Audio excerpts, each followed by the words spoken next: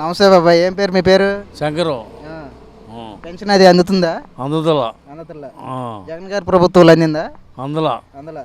పెట్టుకున్నారా ఆ ప్రభుత్వంలో మరి? పెట్టాం కానీ ఇదే చెబుతున్నారు. ఏం చెబుతున్నారు? చదువుకున్నావా, ఉమ్, టచ్ బెడ్లు ఉన్నాయా, ఇవి ఉన్నాయా అని అడుగుతున్నారు. ఉమ్, వాళ్ళు చెప్పింది మనకు అర్థం కాదలేదు. ఉమ్, అది టోరీ. ఉమ్.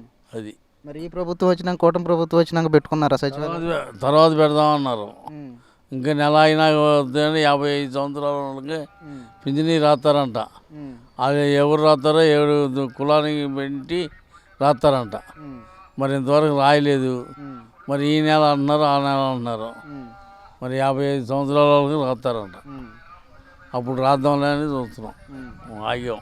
ఉమ్. అది మరి జగన్ గారి ప్రభుత్వంలో సంక్షేమ పథకాలు ఏం అందలేదు ఇంకా? ఏం అందులో ఉమ్,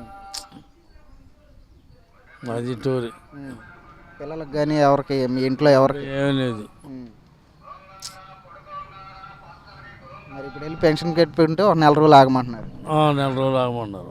వీళ్ళు ఏం అడగలేదా? కాగితాలు అవి ఏం అడగలేదా? అడగలా. ఉమ్, కాగితాలు అడుగుతున్నారు. ఉమ్, ఏమండి నీ దగ్గర ఏమన్నా 60 రావాలి నీకు, ఉమ్, ఆధార్ కార్డులో 55 ఉంది, ఉమ్, 60 రావాలంటున్నారు. ఉమ్, ఏడికి వెళ్ళినా 60 రావాలన్నారు. ఉమ్, అప్పుడు వయసు తక్కువ చెప్పారు మా అమ్మ వాళ్ళు. ఉమ్, ఈ 48 49 అనే వరకు. ఉమ్, ఇప్పుడు ఈ కాలం వచ్చేవరకు 55 ఉంది దాంట్లో ఉమ్. ఆధార్ కార్డులో.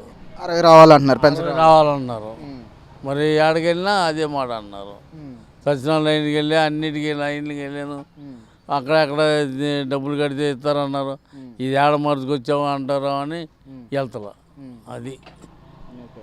మీకు ఇప్పుడు ఈ వైసీపీ ప్రభుత్వంలో బాగుంది అనిపిస్తుంది, ఇప్పుడు కూటమి ప్రభుత్వంలో బాగుంది అనిపిస్తుంది?